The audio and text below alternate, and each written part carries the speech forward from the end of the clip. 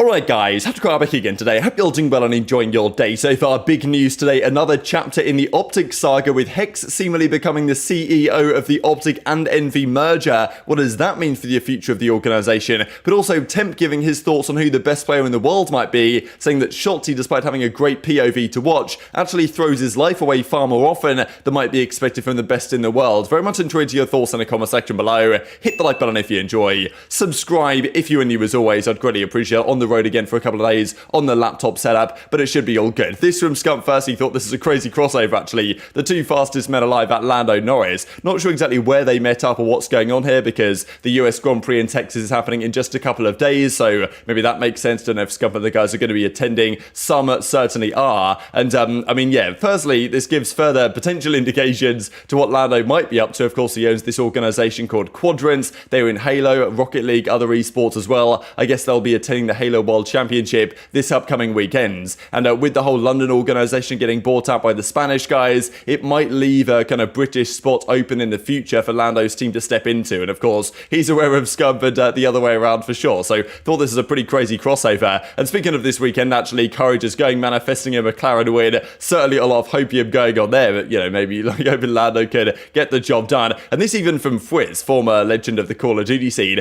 I'm a guest this weekend in the Ferrari suite. See you there. So I mean, yeah, pretty good flex here from FaZe, I can't lie. Don't know how he's managed to finesse that one, but fair play. Only a tiny bit jealous myself on that one. Let's talk about some other players moving around. So firstly, for Major Maniac, moving to Florida today, the relocation feeling's always a good one. So all the pros pretty much flying out there right now to their respective locations. As we say, many teams are based, of course, in Texas. Some aren't, Florida being one of them. They had the whole Bermuda Triangle setup as was described back in the Modern Warfare season when they had their players all around the Florida area and in the kind of surrounding states, which meant it was rather difficult to play against them because of the host that they would pull online. Not really the case nowadays, I believe, because they're all based there in Florida. This, though, also from Zero, kind of, well, seemingly flying out to the US as well. So the London guys, despite not even having confirmed their roster yet, it's funny, really, because Vegas, like you usually, or the Legion, are very late to the party announcing their roster, have done so quite a long time ago now compared to London, who still haven't said anything. So whether there's all this, like, internal drama going on behind the scenes with the ownership struggles, which, you know, they're now kind of manifesting their way down to the fact that nothing's happening with the COD team, or who knows. But yeah, they're moving out there to the States, clearly. And even this from Slasher, flying to Atlanta. So the FaZe team, they're based in Atlanta. So, I mean, yeah, Slasher usually either on the West Coast or in Texas. Now it's going to be out there in Atlanta. New COD in 10 days. So yeah, it's only a matter of time until we see how these full teams fare when the game launches, because FaZe, of course, have a lot of pressure and expectation after making a surprise move this past offseason. This quick update, because last night we saw the fact that Sensor leaked practically everything that was going on in the Challenger side. Scraps, Classic, Venom, and Hamza, that apparently is going to be the team of 4. So we saw yesterday there was a team of 2, Venom and Hamza. Apparently Scraps and Classic will be joining them. So that does give credence to the idea that that could well be a London Academy roster, because Scraps, we think, is going to be the sub over there. So this makes a fair bit of sense. Some relationships between these guys and other players on that London franchise as it stands. So yeah, probably the London Academy you are looking at. The other thing to say is that Dave Pay and Hecz, of course, on the same team. Interesting to note, just because I didn't really pick up on this yesterday, but Dave Pay is the Florida sub and Hecz is the Toronto sub. Now, it's a little bit strange. I think they would be able to come to an arrangement where they could make that happen. But of course, it can't be both the Toronto Academy and the Florida Academy. So just want to keep your eyes on, because I think back in Modern Warfare originally, it was impossible to have 2 players from different teams, like substitutes, to be on the same Academy kind of Challengers roster. Now I think it is possible if they come to certain arrangements, but yeah, I guess that's just one to keep your eyes on there, because definitely 2 substitutes from 2 different CDL franchises, probably on the same team going forwards. This also quickly from Gersh, congratulations to Gersh joining FaZe. His announcement actually here was really well done. Not exactly a surprise, he's been baiting this the last few days, which organisation you might potentially join, OpTic, Envoy, like all this type of stuff. Probably made sense he was going to go to FaZe, right, because of the flank relationships and Zuma and all this type of stuff. But, and also I think it fits kind of well with Gersh's branding in a way, the way he runs his social medias, because if he was to join OpTic, it doesn't really fit in with their whole OpTic social media personality is certainly different to what Gersh usually is up to, let's say. So, you know, I think this makes sense. So congratulations for the next step in his career. Now let's talk about this OpTic drama. So this comes out from Kevin Hitt last night. Breaking, he says, changes at OpTic as now former CEO Adam Reimer steps into an advisory role as Hecz gets elevated to CEO. So this is a pretty big deal. And it's funny, really, because I think this season, this off-season, has probably been the first time in a rather long time, several years, that we don't have any OpTic kind of ownership drama. Going into franchising, there was the whole Chicago Huntsman thing with the OpTic Gaming Los Angeles team happening, and Scump and Hecz and all the guys leaving OpTic as they went to Immortals. Then they got it back with NRG under the Chicago Huntsman. Then Hecz manages to get the brand back, and it then becomes OpTic Chicago instead of Chicago Huntsman. And then after that, the split from NRG, the re-partnership out with, well, the first time partnership really with Envy, to then become OpTic Texas, merging the two organizations, and that's pretty much as it stands. But look, it seems only so long until there's more drama within the OpTic camp, and it may well be happening again. Hecz is elevated to CEO this time, and as is announcing kind of one of their kind of, well, public press releases, I suppose, they say yes, he's going to step down from the position of CEO and will transition into a strategic advisory role, going on to say that Adam Reimer, who I think did a pretty good job there over the last couple of years or so, says, for now, I'm going to be working on a couple of projects I've put by the wayside and explore a few new ideas. So kind of implying that he's deciding to step down from this position and go and do kind of, well, what he wants to do. But at the same time, the fact that Hecz is there, like, and OpTic is now taking over more and more of Envy's kind of public knowledge and perception and share in that sense, because all their teams are getting rebranded now to OpTic, and it's effectively becoming OpTic Envy, even though the Envy ownership is still technically what owns the entire thing. So that's where this gets a little bit messy. But yeah, the current CEO, Adam Reimer, stepping back. Now, Hastro, of course, is now the chief gaming officer, I believe, of the OpTic organization. I guess OpTic Envy, still one entity in a way. But what do you guys think about Hecz becoming the CEO here, right? As even Kevin Hitt goes on to say about Adam Reimer, like, he was all about OpTic Gaming. He was showing off the OpTic car in Las Vegas last weekend that we saw a couple of days ago. Like, he's someone that has experience, doesn't overspend. So, you know, definitely some good traits, but also he's no longer there as the CEO. Hecz is taking over. So yeah, what do you guys think about this, right? So yeah, I mean, it's interesting the way that Hecz has gone the last few years and the way that OpTic has been developing. And I think some people had a fear that, okay, the only reason why OpTic is part of Envy is probably because Hecz couldn't just buy it on his own, right? He had to find new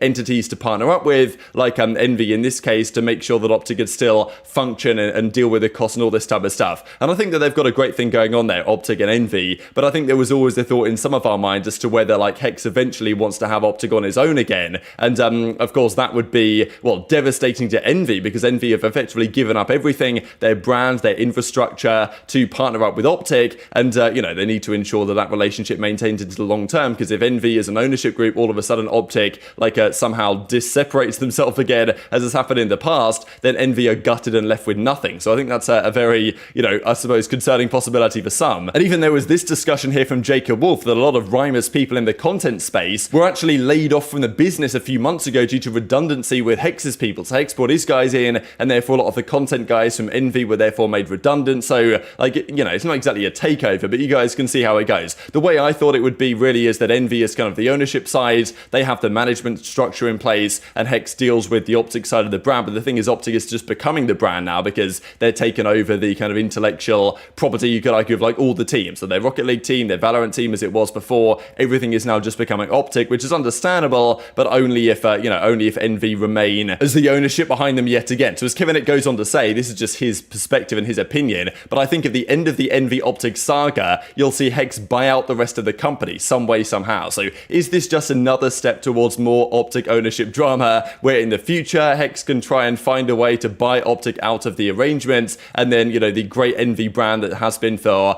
like, obviously a legendary organization in esports history will be left effectively, I mean, they're already kind of nothing, and then they would be completely destroyed if this was to happen. But, you know, look, Hastro must know what's going on over there. He's the chief gaming officer. Adam Reimer's stepping into another position. Hecz is now going to be the CEO of everything that they do. So I'm sure the Envy guys must have something in place to protect their own interest in this, but definitely intrigued to your thoughts on that one in the comments section below. Let's talk about this Shotzzy thing, because a few days ago we saw him compete at the Black Ops 2 throwback tournament. Did a pretty good job, given it's a game that he's never really played before. Dropped like a 1.03 KD, but in fairness, Killer, who hadn't picked up a controller in a year, dropped like a 1.18. And there was some talk from Temp about Shotzzy on stream, so the guys were discussing, okay, who's the best player in the game, and they reckon the best player is about 6 foot tall. The idea being that it's not a player that's crazy cracked out of their mind and has incredible movement and is just channeling everything. They might be the most cracked players and the most fun to watch, but they might not be the best, because as Temp goes on to say at the end here, like, he doesn't really want to talk in the best players in the game conversation about players who throw their lives away. No, I the correct player in the league is like 6 foot, bro.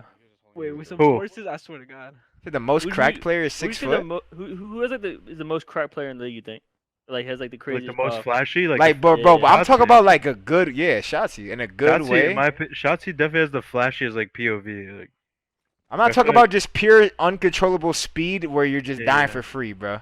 Yeah. Because that's where you're. So in fairness, this does align a little bit with what we saw the other day with Rambo saying to Zuma that in scrims and stuff, they often do talk to Shotzzy and maybe other players on the team, but also about the movement and overusing it and using it a bit too much and channeling things that aren't necessarily there to be channeled. And it's not like Shotzzy got exposed in the Black Ops 2 tournament or anything, right? The guy never really played the game. But in fairness, it is a slower Call of Duty in some senses compared to what you can do with the movement nowadays. You have to be more positioning focused. You can't just run around a corner and shell something expecting to win it every single time like you can with the movement currently. Yes, you can do strafing and all this stuff to your advantage, but it's not quite the same as in the current Call of Duty games where you can get away with some of that stuff. And I do wonder what the kind of, the similarities might be. Like, there's not going to be many similarities between Black Ops 2 and Modern Warfare 2 that's coming out in just a week or so's time, but still, in a sense, people are expecting it to be a bit of a slower game in terms of you can't just get away with a slide cancel, and yes, you probably still can slide cancel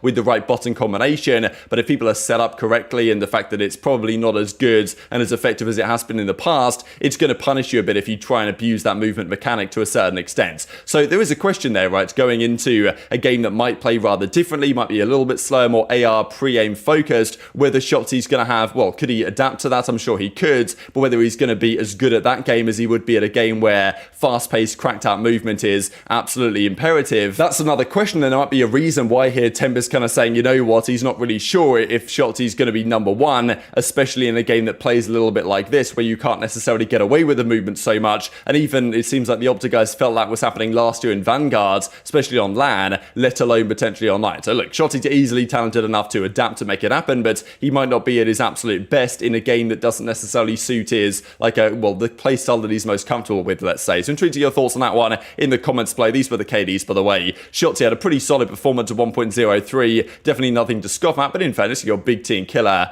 outperforming him at least on a pure KD perspective, and Temp was his teammate there with a 1.22. Couple of things to finish up the video here with. If you guys want another video to watch, we've got the longest kill streaks in Call of Duty history, at least in hardpoints, which is now live on the Breaker Point YouTube channel. The record tied with 14 between Shawnee, Slasher, and Arcitys. I guess this is kind of during the most recent couple of games, because Karma had the 28 streak back in Black Ops 2 or whatever. And there's also this, speaking of the old school times from Brian Stats here, Claystall make history this season, being the only player who competed at a Modern Warfare 2 LAN originally, and a Modern Warfare, 2 LAN coming out this season. The tournament was the National Championship 2010, which saw a dominant influence team take the victory. I mean, yeah, look at these guys. Pluto, honestly, I'm not even OG enough to know all of these names at all. I know of Pluto, obviously Hecz and TP. Miles is not actually Miles, like the caster nowadays. Rambo, Big T, JCap, and Sidrock. Wow, Sidrock is a name that I haven't heard in years. That was on Extravagance. And then OpTic at the time was Nadeshot, Merc, Flawless, and Vengeance. People don't really know of this Vengeance guy, but he won the COD XP events with those OpTic guys at the time. And then even Clayster, Croster as well, a real OG name. And I'm not really too familiar with these other guys apart from Fizzib, of course. So yeah, even I'm not in the know enough to know some of these real OG guys, but Clayster played with them, and he's going to play this season as well. But very much intrigued to your thoughts in the comment section below. Hit the like button if you enjoyed. Subscribe if you're new. Take care, and I'll see you next time.